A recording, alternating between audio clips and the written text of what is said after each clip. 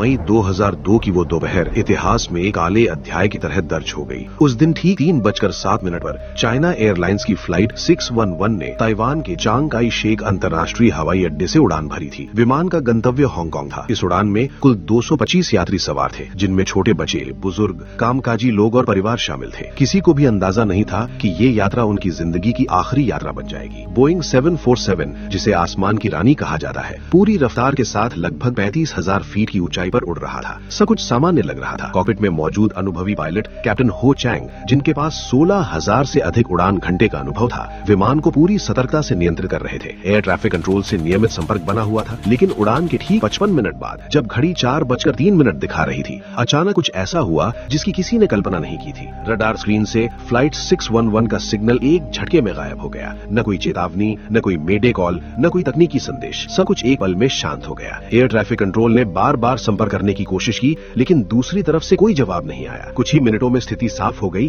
कि आसमान में कुछ बेहद गंभीर घट चुका है। जब खोज और बचाव दल मौके पर पहुंचे तो उनका सामना एक भयावह दृश्य से हुआ। समुद्र की सतह पर विमान के टूटे हुए टुकड़े तैर रहे थे। हर ओर मलबा फैला था। पानी के बीच इंसानी शरीर दिख रहे थे। आधिकारिक तौर पर सभी 225 यात्रियों को मृत घोषित कर दिया गया, लेकिन ये कहानी यहीं खत्म नहीं होती, क्योंकि मलबे के बीच कुछ ऐसे लोग भी थे जिन्होंने मौत को छूकर वापस आने का चमत्कार कर दिखाया था। मलबे के बीच बचे हुए लोग धीरे धीरे होश में आने लगे। चारों तरफ सिर्फ नीला समुद्र था, न कोई जमीन, न कोई मदद। टूटे हुए विमान के एक बड़े हिस्से पर कुल 13 लोग किसी तरह टिके हुए थे। वे सभी जख्मी थे, थके हुए थे और सदमे में थे। किसी को समझ नहीं आ रहा था कि आखिर उनके साथ ये सब कैसे हो गया। सूरज सिर के ऊपर चढ़ चुका था और गर्मी असहनीय होती जा रही थी। प्यास ने गला सुखा दिया था। पास में पीने के लिए एक बूंद पानी भी नहीं था। कुछ लोगों ने बारिश की उम्मीद में अपना मुंह आसमान की ओर किया, लेकिन आसमान भी बेरहम बना रहा। समय जैसे थम गया था। जैसे जैसे घंटे बीते गए, उनकी हालत और खराब होती गई। समुद्र की लहरें मलबे को लगातार हिला रही थी। कुछ लोग डर से रोने लगे तो कुछ चुपचाप आसमान को ताकते रहे। हर कोई अपने मन में यही सोच रहा था कि क्या यही उसकी आखिरी सुबह है। कुछ देर बाद एक तेज लहर आई और मलबे को झकझोर दिया। संतुलन बिगड़ते ही 3 लोग समुद्र में गिर पड़े। उनमें से 2 तो तुरंत लहरों में गायब हो गए,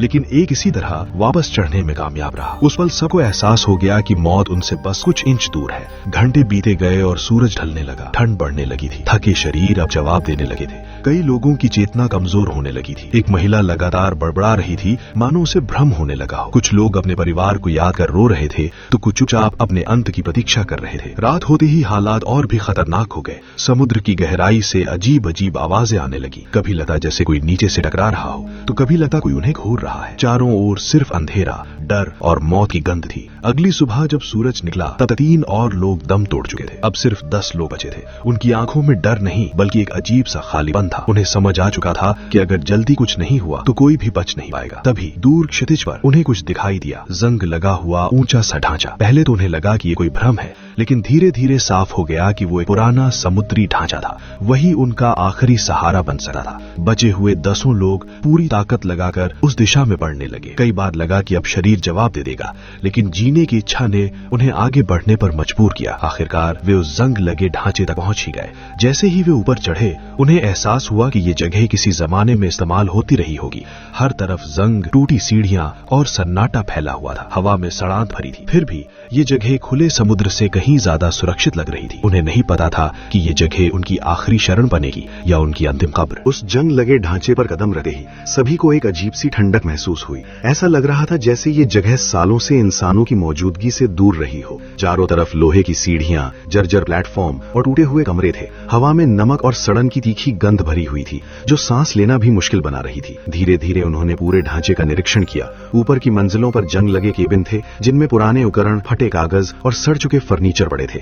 ऐसा लग रहा था मानो ये जगह किसी आपात स्थिति में अचानक छोड़ दी गई हो। समय यहाँ थम सा गया था। पानी की सबसे बड़ी समस्या थी। आसपास समुद्र था, लेकिन पीने के लिए एक बूंद भी नहीं। कुछ पुराने टैंक मिले, लेकिन उनमें भरा पानी बदबू मार रहा था और पीने लायक नहीं था। मजबूरी में उन्होंने उसे छूने तक से परहेज किया। प्यास से होंठ फटने लगे थे। जैसे जैसे घंटे बीते गए, हालात बिगड़ते गए। भूख ने शरीर को कमजोर करना शुरू कर दिया। कुछ लोगों ने उल्टियां की, कुछ बेहोशी की हालत में चले गए। हर किसी की आंखों में डर और थकान साफ नजर आ रही थी। रात के समय हालात हालात और डरावने हो जाते। हवा जब लोहे की चादरों से टकराती तो ऐसी आवाज आती जैसे कोई चीख रहा हो। अंधेरे में हर परछाई किसी खतरे जैसी लगती थी। कई लोग नींद में चौंक कर उठ जाते, ये सोचकर कि कोई उन्हें पकड़ने आ रहा है। इसी दौरान उन्होंने महसूस किया कि आसपास चूहे घूम रहे हैं, पहले छोटे छोटे फिर बड़े बड़े। वे बिना डरे इधर उधर दौड़ते थे, मानो इंसानों से उन्हें कोई डर ही ना हो। भूख से बेहाल लोगों के मन में खतरनाक ख्याल आने लगे। कुछ ही दिनों में हालत इतनी खराब हो गई कि उन्हें जिंदा रहने के लिए उन चूहों को पकड़ना पड़ा। पहले ये सोचकर ही उल्टी आ जाती थी, लेकिन जब भूख हद से गुजर गई तो इंसान अपनी हदें तोड़ देता है। आग न होने के कारण उन्हें कच्चा ही खाना पड़ा। समय के साथ शरीर कमजोर पड़ने लगा, त्वचा सूख कर फटने लगी, घाव ठीक होने की जगह सड़ने लगे, संक्रमण फैलने लगा और बदबू हर जगह भर गई। अब मौत उनके बिल्कुल करीब थी। एक दिन सबसे उम्र दराज सदस्य के पैर में जंग लगा लोहे का टुकड़ा चुभ गया। पहले तो उसने दर्द को नजरअंदाज किया, लेकिन कुछ ही दिनों में जख्म सूज गया और काला पड़ने लगा। बदबू इतनी तेज थी कि उसके पास बैठना मुश्किल हो गया। दर्द से कराहते हुए वो दिन रात चिल्लाता रहा। बाकी लोग असहाय थे, कुछ कर नहीं सकते थे। दवाइयों के नाम पर उनके पास कुछ भी नहीं था। धीरे धीरे उसकी हालत बिगड़ती गई और एक रात उसने दम तोड़ दिया। उसकी मौत ने सबको अंदर से तोड़ दिया। अब उन्हें समझ आ गया था कि यहाँ रहना मतलब धीरे धीरे मरना है, लेकिन जाने का कोई रास्ता भी नहीं था। हर दिन मौत उनके और करीब आती जा रही थी। उसके शरीर को पास रखना असंभव था। बदबू और बीमारी का खतरा बढ़ रहा था। भारी मन से उन्होंने उसे समुद्र को सौंपने का फैसला किया। जैसे ही उन्होंने शव को नीचे फेंका, पानी में अचानक हलचल हुई। कुछ ही पलों में खून फैल गया और विशाल साए नीचे घूमने लगे। ये दृश्य देखकर सबके रोंगटे खड़े हो गए। उस पल उन्हें एहसास हुआ कि अगर वे एक पल भी फिसले तो वही अंजाम उनका भी होगा। अब वे समझ चुके थे कि ये जगह उनकी कब्र बन सकती है। दिन बीते जा रहे थे और हालात हर पल बदतर होते जा रहे थे। अब उस लोहे के ढांचे पर सिर्फ कुछ ही लोग बचे थे। भूख, प्यास और डर ने सबको अंदर से तोड़ दिया था। शरीर में इतनी कमजोरी आ चुकी थी कि उठना बैठना भी किसी जंग से कम नहीं लगा था। हर सांस भारी लगती थी, जैसे सीने पर कोई पत्थर रखा हो। धूप में झुलसते शरीर और रात की ठंडी हवा ने उनकी हालत और बिगाड़ दी थी। त्वचा जगह जगह से फट चुकी थी, घाव सड़ने लगे थे। नमक और गंदगी के कारण जलन इतनी बढ़ गई थी कि कई बार लोग दर्द से चिल्ला उठते थे। अब उनके चेहरे इंसानों जैसे नहीं लगते थे, बल्कि किसी भूतिया प्राणी की तरह दिखने लगे थे। एक दिन सुबह जब सब जागे तो देखा कि उनमें से एक व्यक्ति बिल्कुल शांत पड़ा है। उसकी छाती नहीं उठ रही थी, वो मर चुका था। उसके चेहरे पर अजीब सी शांति थी, जैसे उसे अब कोई दर्द नहीं रहा हो। बाकी लोग उसे देखते रहे, लेकिन किसी की आंखों में आंसू नहीं थे। रोने की ताकत भी खत्म हो चुकी थी। उसकी लाश को कई घंटों तक वहीं रखा गया। आखिरकार मजबूरी में उसे समुद्र में उतारना पड़ा। जब शरीर पानी में गिरा तो कुछ ही सेकंड में नीचे से हलचल हुई। खून की गंध फैलते ही समुद्र के शिकारी सक्रिय हो गए। किसी ने नीचे झांकने की हिम्मत नहीं की। सभी जानते थे कि नीचे क्या हो रहा होगा। अब बचे लोग गिनती के रह गए थे। हर कोई अंदर से टूट चुका था। उन्हें लगने लगा था कि शायद यही उनकी आखिरी जगह है। कई बार किसी को लगा कि दूर कोई आवाज आई है, लेकिन वो सिर्फ हवा का धोखा होता। भूख अब बर्दाश्त से बाहर हो चुकी थी। शरीर सूख चुका था, आंखें धंस चुकी थीं। किसी के पास रोने की भी ताकत नहीं थी। वे बस पड़े रहते और समय के गुजरने का इंतजार करते। कभी कभी कोई बोलता, लेकिन आवाज इतनी कमजोर होती कि खुद को ही सुनाई नहीं देती। कुछ लोगों ने पागलपन की हद तक सोचना शुरू कर दिया। उन्हें लगने लगा कि वे आवाजें सुन रहे हैं, परछाइयां देख रहे हैं। दिमाग धीरे धीरे जवाब देने लगा था। इंसान और जानवर के बीच का फर्क मिटता जा रहा था। एक दिन उनमें से एक ने साहस जुटाकर कहा कि उन्हें कुछ करना ही होगा,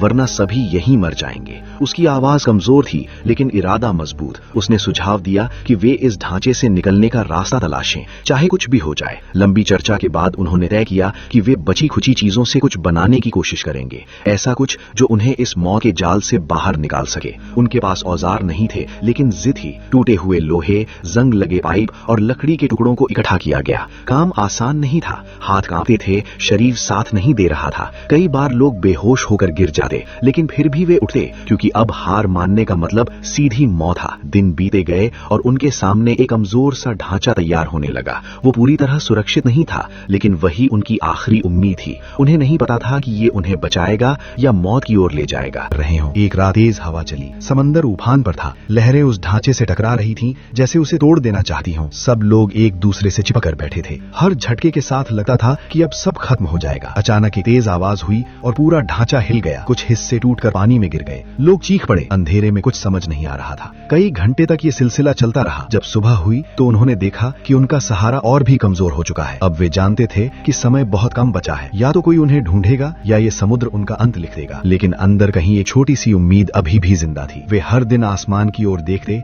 जैसे किसी चमत्कार का इंतजार कर रहे हों। शायद कोई जहाज, कोई विमान, कोई संकेत, कुछ भी। और उसी उम्मीद के सहारे वे हर सांस लेते रहे। समय अब उनके लिए रुक सा गया था। दिन और रात का फर्क मिट चुका था। शरीर बस सांस ले रहा था। जीना अब बहुत दूर की बात लग रही थी। पांचों लोग लगभग एक जैसी हालत में थे। सूखे हुए चेहरे, धसी हुई आंखें और हड्डियों से चिपकी चमड़ी। उनके पास अब न ताकत थी न उम्मीद, सिर्फ इंतजार बचा था। उस सुबह आसमान कुछ अलग लग रहा था। हवा में अजीब सी हलचल थी। बादल तेजी से चल रहे थे। तभी ऊपर से किसी इंजन की धीमी सी आवाज आई। पहले तो किसी ने ध्यान नहीं दिया, लेकिन कुछ सेकंड बाद आवाज साफ होने लगी। सबने ऊपर देखा। दूर कहीं आसमान में एक छोटा सा बिंदु हिलता दिखा। वो एक विमान था। कुछ पलों के लिए किसी को विश्वास नहीं हुआ। सब एक दूसरे को देखने लगे, जैसे पूछ रहे हो, क्या तुम भी वही देख रहे हो? दिल जोर जोर से धड़कने लगा। आंखों में जान लौट आई। तुरंत वे अपनी आखिरी ताकत समेटने लगे। उनके पास सिर्फ एक ही मौका था, एक पुरानी फ्लेयर गन जो शायद सालों से काम नहीं की थी। किसी को नहीं पता था कि वो चलेगी भी या नहीं, लेकिन अब खोने को कुछ बचा भी नहीं था। कांपते हाथों से फ्लेयर गन उठाई गई। सबकी सांसें थम गईं।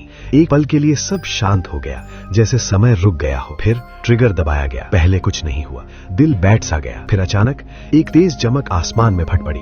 लाल रोशनी ने पूरे आकाश को चीर दिया। वो पल उनकी जिंदगी का सबसे बड़ा पल था। सबकी नजरें आसमान पर टिक गईं। कुछ सेकंड बीते, फिर वो विमान धीमे धीमे मुड़ा।